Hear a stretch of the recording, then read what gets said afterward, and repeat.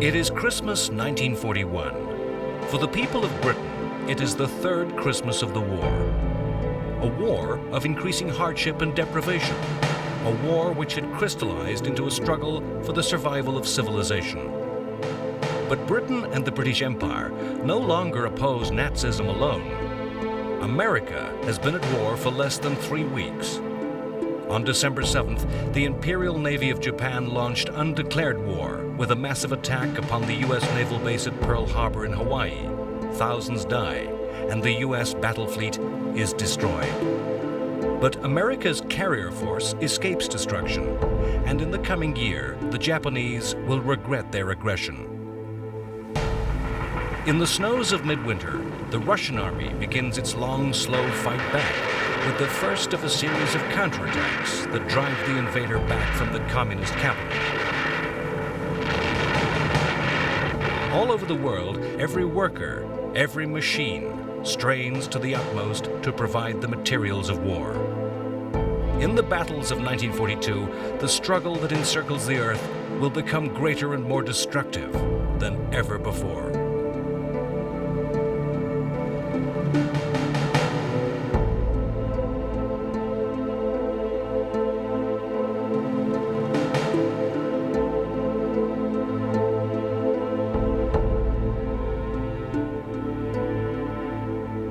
January 1st, 1942, saw the United Nations Declaration. This was a grand alliance between China, the United Kingdom, the United States, and the USSR. This was the first formal alliance made by the United States since 1778. All signatories agreed to use all their strength and resources against the Axis, to cooperate with the others, to fight until the defeat of the Axis, and not to make a separate peace. The destruction of Pearl Harbor was simply the first element of a much greater Japanese strategy of invasion and expansion. An unstoppable tsunami of conquest swept across the Eastern Pacific into Southeast Asia, leaping across land and sea, skipping across the archipelagos from island to island, stepping stones to victory. The U.S. islands of the Philippines were taken by surprise only a few days following the attack on Pearl Harbor. Inexplicably, once more, U.S. aircraft were caught unawares on the ground, lined up in neat rows, making the task of the Japanese easy. With naval superiority, Japanese Marines made easy landings in both the north and south of the islands, catching the U.S. forces in the grip of a pincer movement. Quickly, 90,000 Japanese troops were in place to attack just 25,000 American defenders. Defenders who the United States could do little to reinforce or aid. The British colony of Malaya was invaded from the north through the territory of Japan's ally Thailand. The Japanese swiftly captured airfields in northern Malaya and then began a quick advance down the peninsula. The Japanese had gained air and sea supremacy in the skies and seas off Malaya. On December 10th, 2 British battleships, the Prince of Wales and the Repulse, the only major naval forces Britain could muster, had been caught in daylight off the eastern Malaya coast by Japanese bombers based in Thailand and Vietnam. Time and time again in World War II, the battleship was shown to be the capital warship of the past, redundant, too vulnerable to air attack to survive.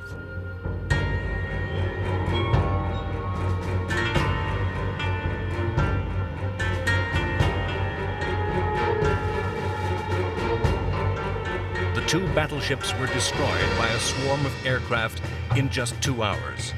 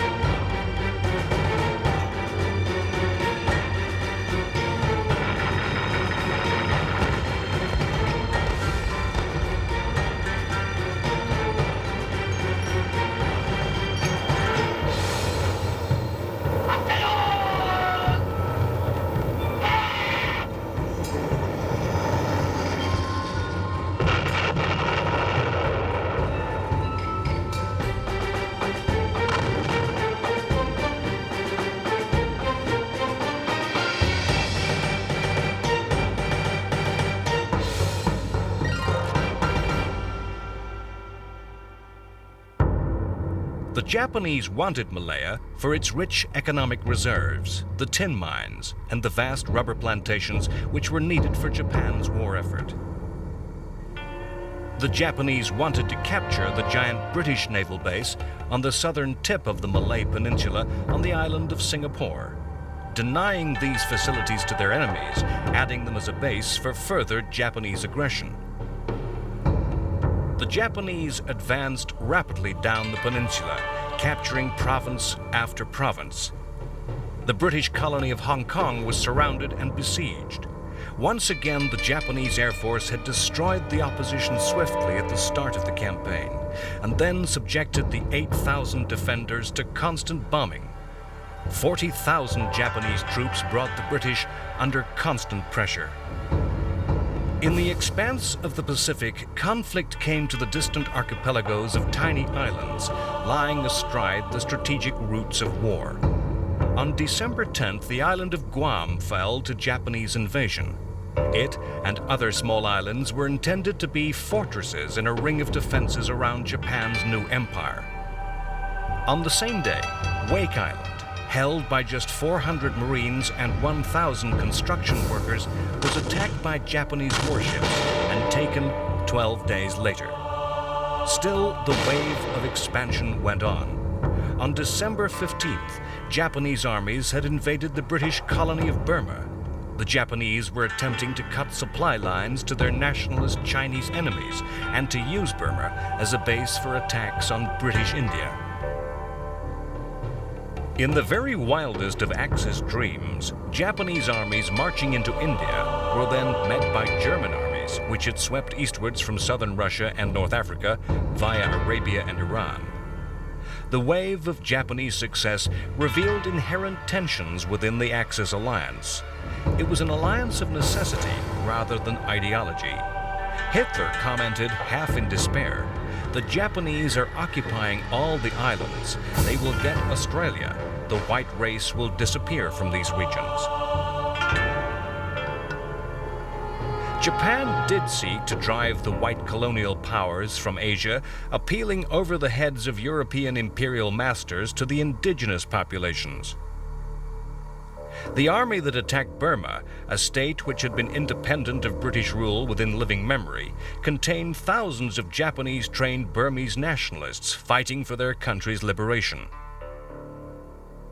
The rate of Japanese advance in those early days and weeks was astounding. Scarcely a day went by without some new attack begun or a new victory proclaimed. On December 23, 1941, Japanese troops invaded Borneo.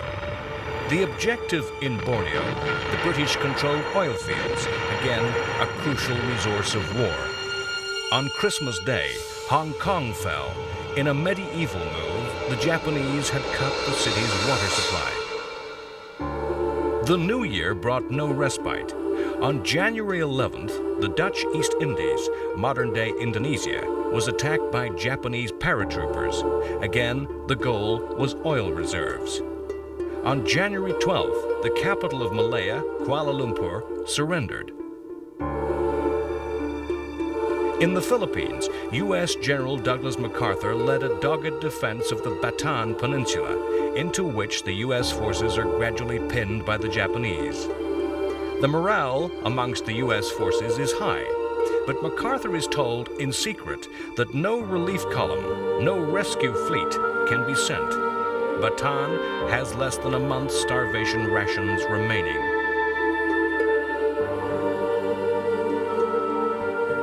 Throughout Australia, panic seized the population as the possibility of invasion, once seeming so remote for so distant a country, began to threaten. On January 24th, Japan invaded Australian-controlled New Guinea. They brought massive strength to bear and quickly overran the territory. In Malaya, the fighting drew to a climax. The Japanese forces had cleared the peninsula, and all British and Empire troops had withdrawn to the fortress of Singapore. Singapore was the mythology of the British Empire built into actuality.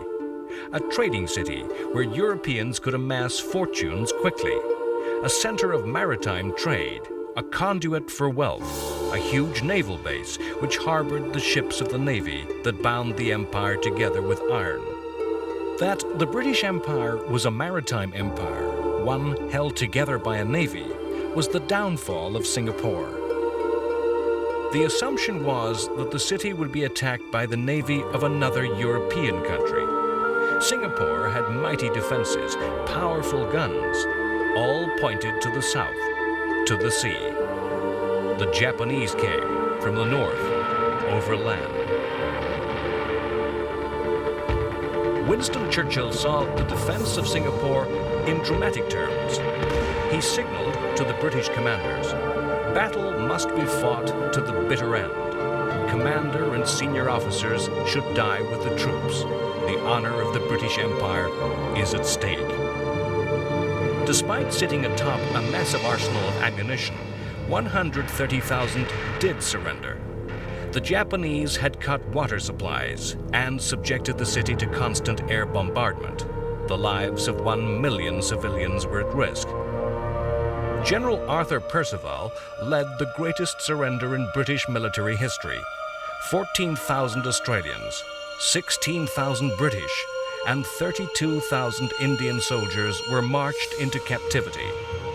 Japanese General Yamashita achieved the victory with less than 2,000 casualties. It was the climax to a brilliant campaign.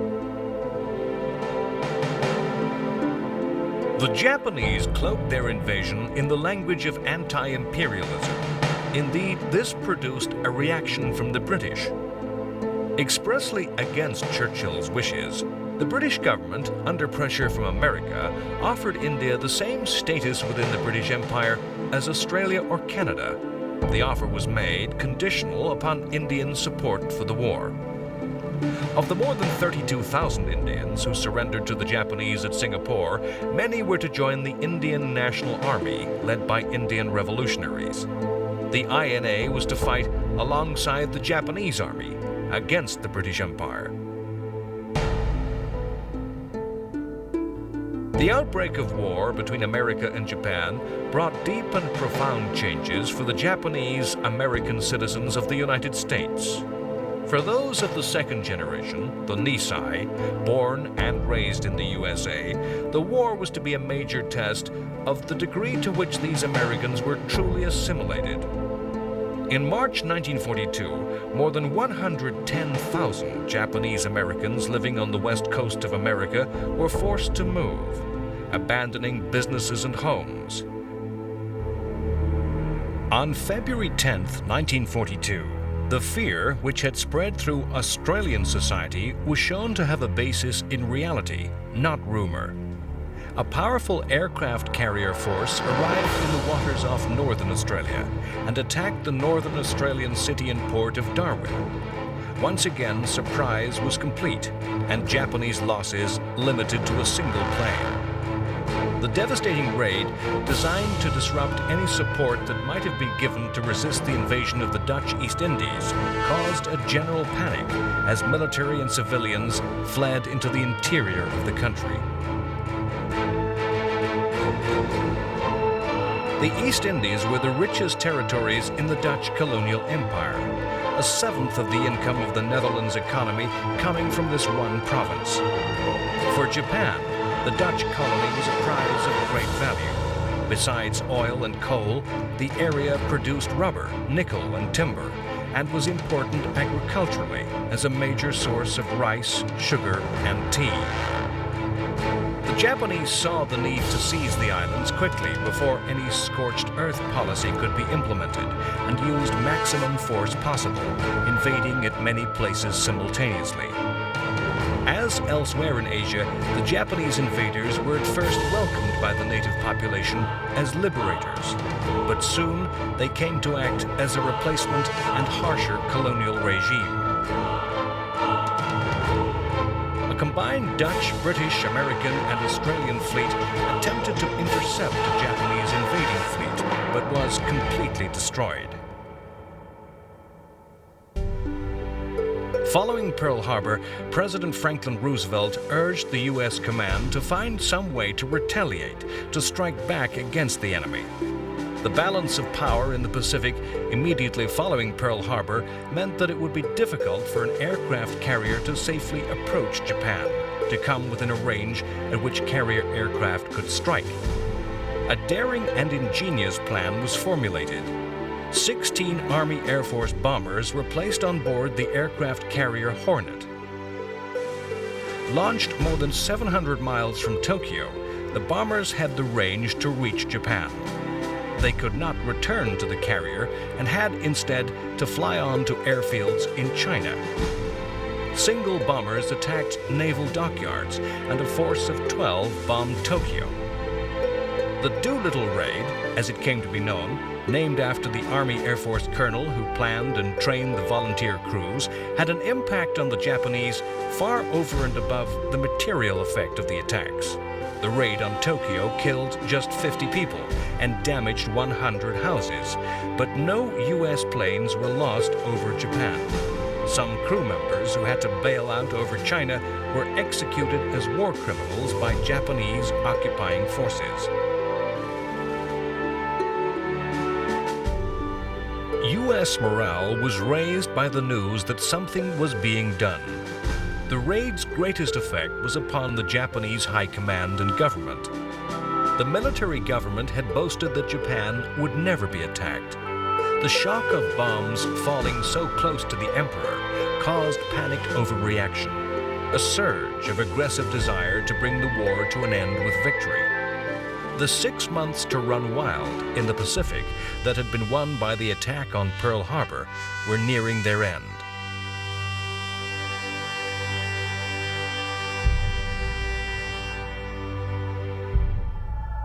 The strategic bombing raid is a persistent element of the iconography of the war. A mass raid by a multitude of planes filling the sky, not the precision strike, so-called surgical strike by smart weapons, simply the saturation of a target, a factory, a port, a railway junction, or perhaps just civilian housing in an act of terrorism.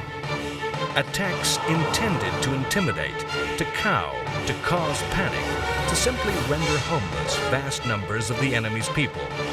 An attack aimed to undermine the enemy's government by showing it unable to protect its own. An assault by thousands of bombs descending in clouds of death. Before the war, much had been predicted of air power as the means to win wars quickly. World War II was to show this theory was not so easily put into practice. 1942 saw the tactics of aerial bombardment develop in technology, in extent, and in ruthlessness.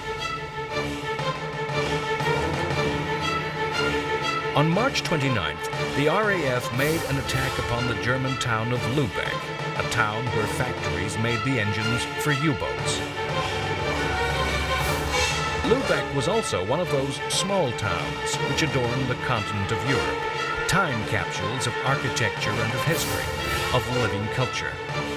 It was destroyed, bombed, and burned flat, its medieval buildings succumbing with terrifying ease to the RAF.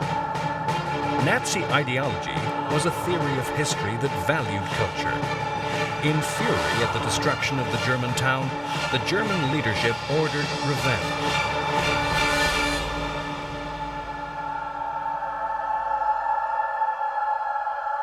In an episode of war that was to border on black comedy, the German command used the Baedeker Guide, a tourist book describing the beautiful and historic sights of Europe, to select their targets.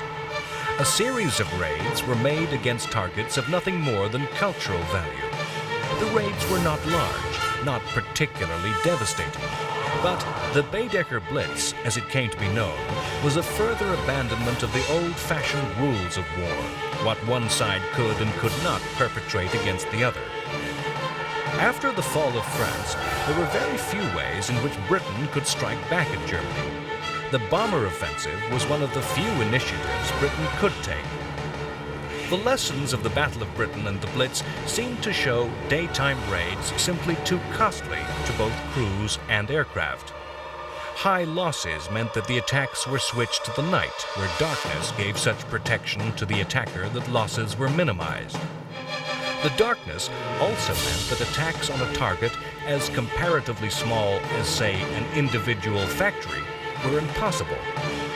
The RAF's high command realized that the only alternative to abandoning the offensive was to target cities in mass attacks. Tactical necessity was turned into a strategic virtue. The policy of city center raids was to become the center of controversy for years to come. In May 1942, the RAF gathered together every element of its bomber strength, combining frontline forces with all the reserves and training planes available to launch 1,000 aircraft against a single target, Cologne, causing massive damage.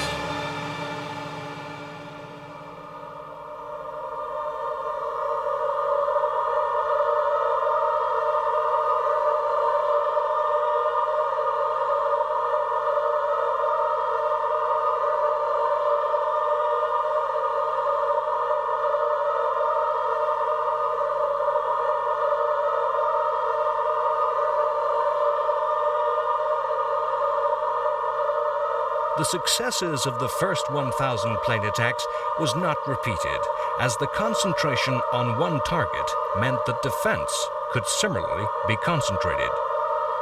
Strategic bombing developed to the advantage of the Allies and against the Axis. The planes with which both sides began the war were in general medium-sized and twin-engined. In the spring of 1942, the first four-engined bombers, much larger and more powerful aircraft, appeared in the skies over Germany. That Germany never developed a large bomber was a significant failure. The British Lancaster bomber and the American B-17 and B-24 were capable of carrying heavy loads that were to devastate enemy cities.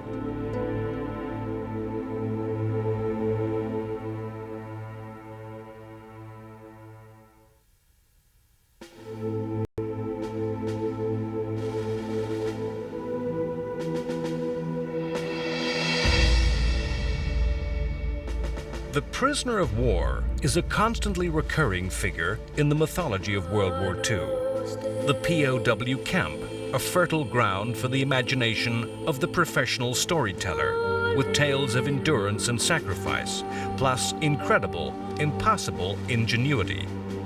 The 150,000 British Empire troops who surrendered at Singapore were just a fraction of the 10 million soldiers, sailors, and airmen who were to fall into the captivity of their enemy during the war. The treatment of the prisoners of war was governed by the Hague Convention of 1907, which declared that men who had laid down their arms should be treated decently. The Geneva Convention of 1929 laid down detailed rules for the treatment of prisoners.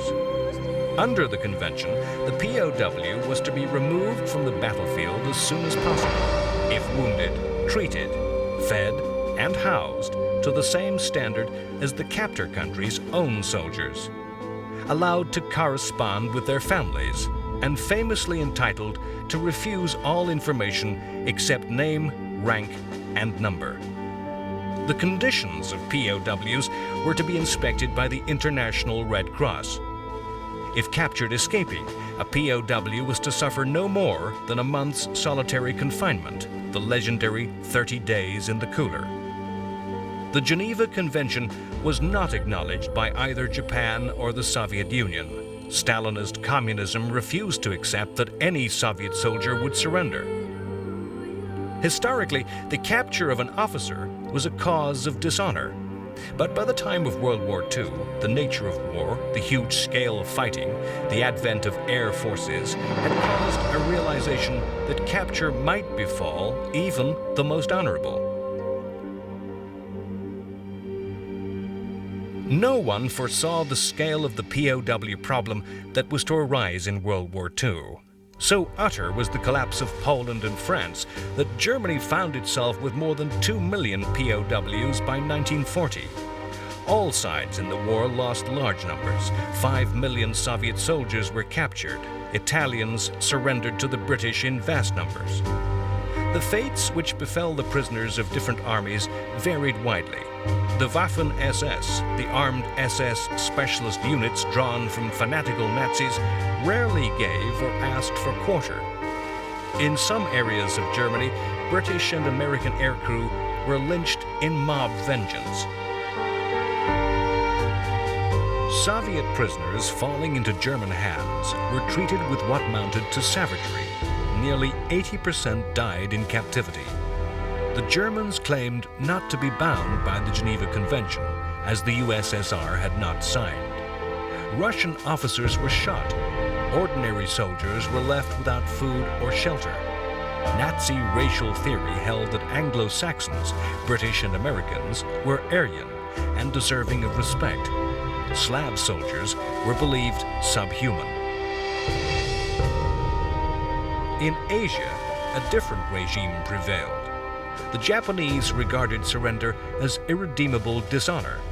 Surrender of uninjured Japanese was almost unknown, and they despised the soldiers they took prisoner following Singapore's fall, as well as the captured Dutch from the conquest of the East Indies. No attempt was made to provide humane treatment. A minimum of food and shelter was supplied, in addition to intensive hard labor. In the dark hierarchy of race hate expounded by Nazi ideology, paramount above the hate of Slavic peoples was the hatred for the Jews. Jews had been persecuted in Germany since the Nazis had first come to power. In the occupied territories of Eastern Europe in the wake of the war, the Nazi racial ideology was played out to its logical and horrific conclusion. Jews in Poland had been forced into ghettos and into special labor camps. On June 1st, 1942, a Polish underground newspaper, published in defiance of the occupation, printed rumors of systematic killings within these camps.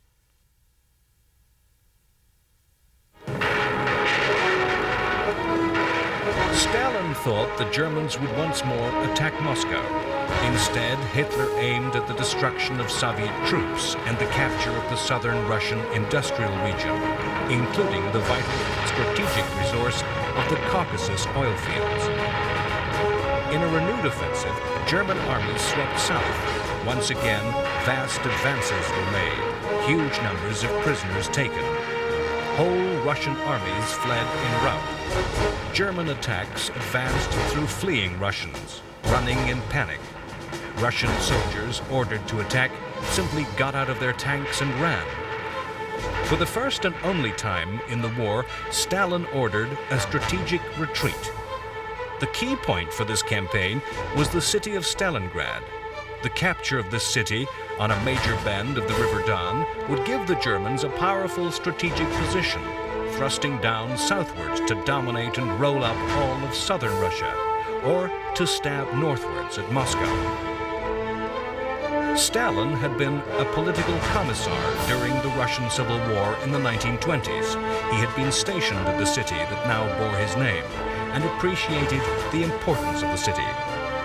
As the Nazi armies drove even closer to Stalingrad, Stalin reinforced his armies there, making the city a decisive battleground.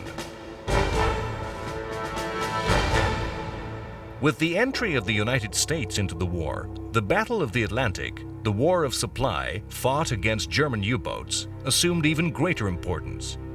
Yet all the lessons of dealing with U-boats learned by the British Navy had to be slowly relearned by the U.S. Navy. The Americans did not introduce convoys in American waters. In what the Kriegsmarine, the German Navy, came to call the Second Happy Time, German U-boats sank huge numbers of unescorted merchant ships, many in U.S. coastal waters. Many of them tankers carrying oil from the southern U.S. and the Caribbean. The ships sailing up the coast were silhouetted by the lights of U.S. towns and cities, not blacked out. They presented easy targets to hardened and experienced German submariners. The most ferocious and bitter fighting at sea was in this war of supply, the attack and defense of convoys. The most vicious fighting in this battle took place in the convoys to the Soviet Union. These sailed from ports in Britain and Iceland through the icy Arctic waters of the Norwegian and Barents Seas. Close to German-occupied territory, and in winter forced even closer to the Norwegian coast by icebergs, the convoys had to sail under constant attack and suffered the highest losses of any Allied shipping in the war. The ships carried goods of all sorts. The supplies of American trucks, of telephones, and even of boots were vital in helping the Soviet Union repel the German attacks of 1942. At first, the Allied ships sailed unmolested, a product of German confidence that Operation Barbarossa would be successful. As this confidence faded, the importance of this supply route grew in German eyes. Attacks came from U-boats, destroyers, and aircraft based in Norway. Even on occasions, German battleships broke out with cruiser support, mounting attacks in fleet formation. In one terrible action, a convoy was ordered to scatter in the face of attack by a German battleship force. Individual ships were then picked off by submarines and aircraft. In this one action, 2,500 aircraft, an entire air force, and nearly 500 tanks were sent to the bottom of the sea. It was not until nearly the end of the Cold War that the Soviet historians came to acknowledge the sacrifice of British and American seamen and the role of the supplies they carried.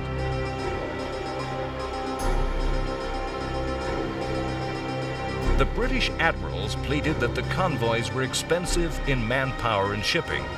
But within the anti-Nazi alliance, the Grand Alliance, as Churchill came to name it, the Arctic convoys were the only answer to Stalin's demands that Britain open another front to relieve the pressure on Russia.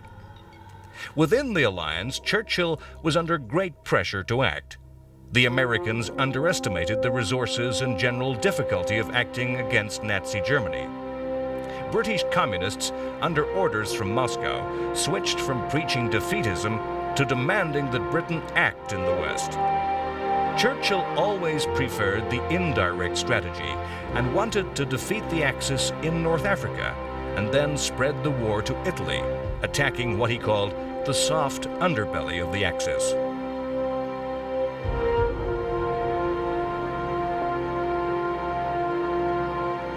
On April 10th, Great Britain gave its highest award for civilian bravery, the George Cross, to the entire island of Malta.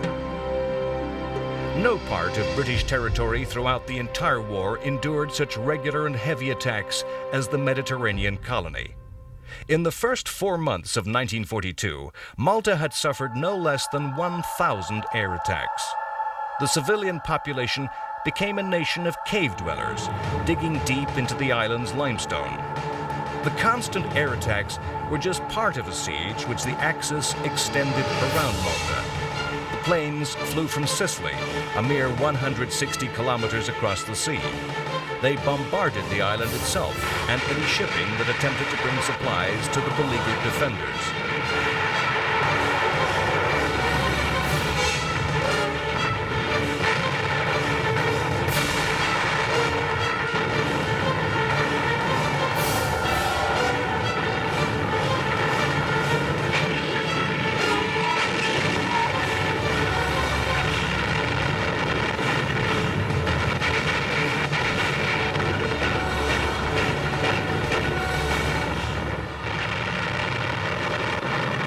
At times, the attacks were so fierce that the only vessels capable of making the voyage were submarines. The passage of some convoys grew into full naval battles, drawing in the Italian fleet. The defense of the island was to be the product of constant and repeated acts of daring. The siege was a battle fought to a medieval script, where starvation and disease were the weapons of the besieger. A typhoid epidemic swept throughout the population, who were surviving on as little as 1,500 calories per adult per day. Malta was a prize worth having to both sides. She sat astride the short sea routes to North Africa, and unless captured and in Axis hands, could threaten disaster to the Axis armies fighting in the desert.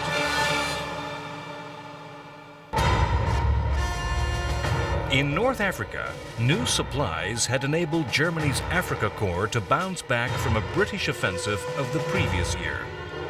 Once more, with inspired leadership from Rommel, the front moved back hundreds of miles across Libya. In what was now named the British Eighth Army, there was a panicked rout, with men fleeing for survival. The retaking of airfields by the Germans in Libya tightened the siege of Malta and aided the supply of the Africa Corps. In a renewed offensive, the Africa Corps attacked and retook the strategically important port of Tobruk. This latest failure of the British, a defeat despite clear intelligence from codebreakers that German attack was coming, resulted in the dismissal of yet another British general. Lieutenant General Ritchie, commander of the Eighth Army, was sacked. The commander-in-chief in the Middle East, Auchinleck, took command of the army himself. Tobruk's fall yielded the Germans 35,000 British prisoners and brought about a crisis in Britain. Secret opinion polls showed more than half the British people dissatisfied with Churchill's leadership and thought the war badly directed. Churchill had to face a vote of confidence in Parliament. 476 members voted in support, but 25 voted against, and 30 British MPs abstained. The Germans pushed into Egypt. Soon they would be within 100 kilometers of the crucial port of Alexandria, within reach of cutting the Suez Canal, striking at the Middle East oil fields, of winning the war. After the enormous tactical victory of Pearl Harbor, sane heads in the Japanese High Command had warned that the forces of the Empire had only a little time in which to win victory. In May 1942, 6 months following Pearl Harbor, Japan mounted an invasion of Port Moresby in Papua New Guinea. Their aim was to extend their control so as to isolate Australia from the rest of her allies, to bring Australia easily within reach of Japanese aircraft. A Japanese invasion force that comprised of troop transporters, heavy warships, and 3 aircraft carriers was met by the American Navy with 2 carriers, plus an Anglo-Australian fleet. Once again, warning of the Japanese attack came through intelligence gathered by codebreakers. The battle fought between the two forces was to be known as the Battle of the Coral Sea. This was the first naval action in history that was fought carrier to carrier. The first in which 2 opposing navies never even sighted each other.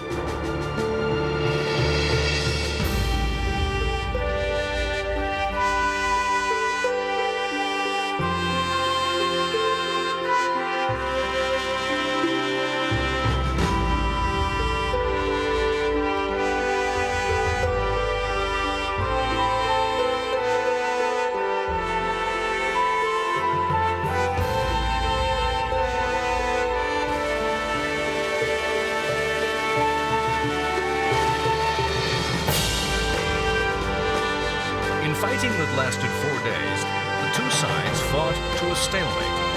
1 Japanese aircraft carrier was sunk. 1 American carrier so badly damaged that she had to be scuttled.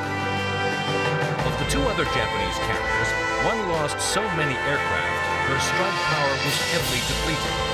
The other carrier so badly damaged as to be out of action for the coming months.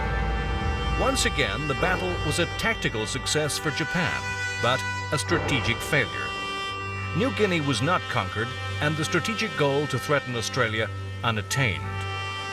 That such losses were inflicted on Japan's hard-to-replace ships, planes, and trained pilots would be crucially significant when the 2 navies next met. Battleships were no longer the major weapon of naval warfare, no longer a weapon which could destroy the enemy's main fleet. Battleships were still a threat. If such a warship fell among a convoy of merchant ships, or if a battleship were brought to bombard shore targets, provided there was no threat of air attack, the big gun ship could wreak terrible damage. Otherwise, the battleship on both sides were little more than prestige propaganda targets. Threats only, in that admirals in the opposing navies believed battleships a threat. In February 1942, 3 large German ships, the battlecruisers Scharnhorst, Gneisenau, and the cruiser Prince Eugen, daringly dashed up the English Channel under the noses of the British. The German action, though daring, was still a run for cover. In the vast spaces of Russia, the greatest battles of the war continued as the Soviet Union defended itself against German invasion. The German-Soviet conflict dominates World War II in terms of the vast distances, the huge numbers of forces involved. Every other campaign is dwarfed. In the first 6 months of Operation Barbarossa, when German troops had made deep and dramatic thrusts into the USSR, taking millions of prisoners, vast areas of the Soviet Union came under Nazi control. In many areas, the German troops were welcomed as liberators from Stalinism. This attack had been halted by desperate counterattacks in the snows of winter as the last Russian reserves were thrown into action. Through the winter months of 1942, Stalin had ordered attacks everywhere. Russian soldiers attacked a German army then unprepared for winter fighting, and their attacks met with success. The German army had cautiously avoided major actions and allowed the Soviets to push west, stretching communication lines and draining large numbers of troops into vulnerable positions. When the Russian summer returned, the German army went once more on the offensive.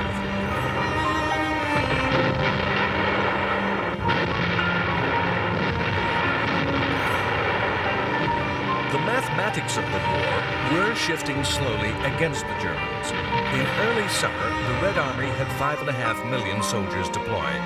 The Germans just under 5 million, of which 400,000 were Finns, and just under 1 million were Axis allies, a mixture of Italians, Hungarians, Romanians, and even a division of Spanish volunteers. The crucial German advantages of better equipment, better training, and better leadership were being slowly eroded by the support of Britain and America. As Russia's quantity of forces became comparable in quality, the balance was to slowly tip against the Nazis. Barely a month after the Battle of the Coral Sea, and little more than 6 months after Pearl Harbor, a truly decisive battle of the Pacific War would be fought. The Japanese High Command resolved to end the war, to win a victory that would knock the United States out of the war. The Japanese plan was based on classic naval strategy, aiming to force the U.S. Navy into battle on Japanese terms. The plan was to attack the U.S. island of Midway. Midway was the furthest west U.S.-held territory in the Pacific.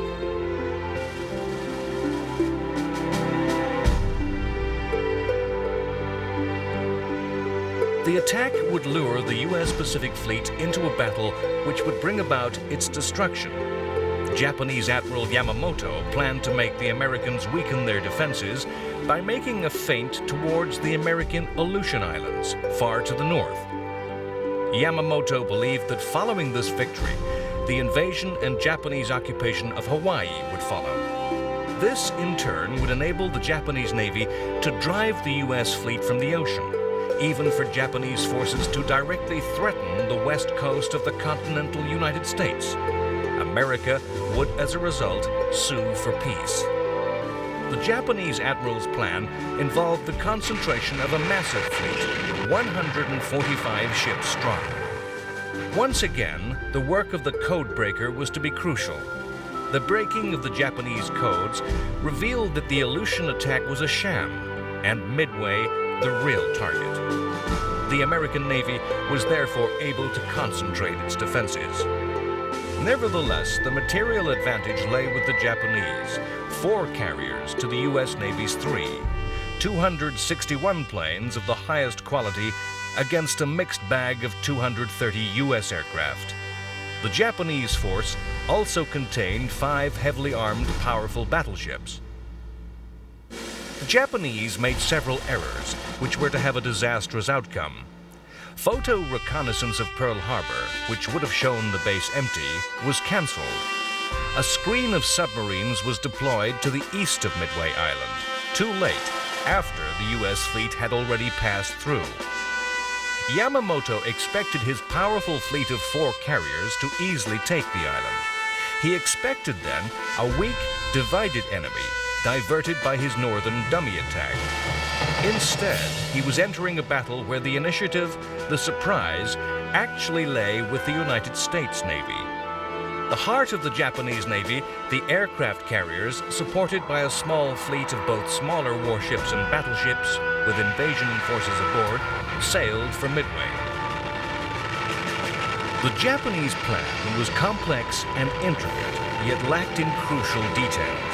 Incredibly, Japan was misled by false intelligence into an American deception that a carrier, the USS Yorktown, had sunk following the Battle of the Coral Sea. Knowing the Japanese plans, the United States Navy made a series of false signals that implied what Yamamoto believed to be the last 2 remaining U.S. carriers, Enterprise and Hornet, were nowhere near Midway. In fact, they were there, ready and waiting, preparing a surprise attack of their own with the 3rd totally unexpected carrier, the supposed sunk Yorktown. The American defense was everything, then, that the U.S. Navy could muster. All 3 operational aircraft carriers the U.S. Navy could put to sea. Midway was a perilously close-run battle. Through a combination of daring, gamble, luck, and inspiration, the U.S. aircraft caught the Japanese carriers by surprise. The Japanese approached Midway Island and made their first attacks, unaware that the U.S. Navy had such a powerful force in hand.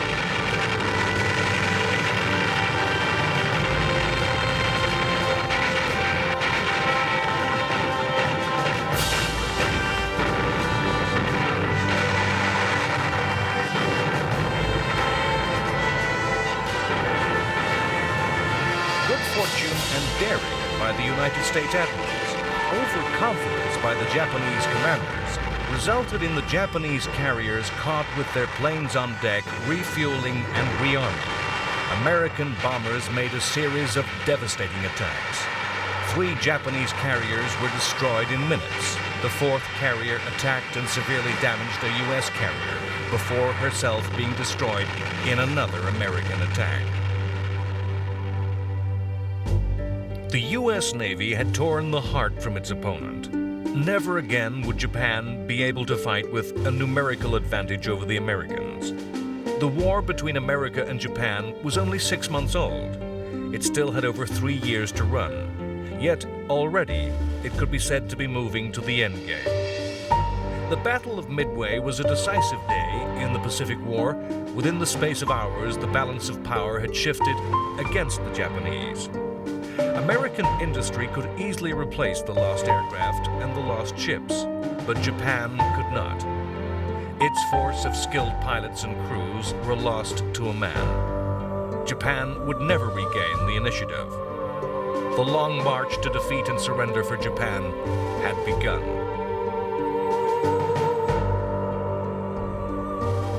Next time on World War II, The Complete History, the Africa Corps broadcast to Egypt. They tell the ladies of Cairo, "Be ready for us tonight." This is a date the Africa Corps break as the British Army fight the Germans to a standstill at El Alamein. In yet another change of British commander, a newly appointed general is sent to lead the 8th Army in the desert. General Richard Gott takes command, and on his first day is killed. A hurried search for a replacement throws up a stand-in who will march into history.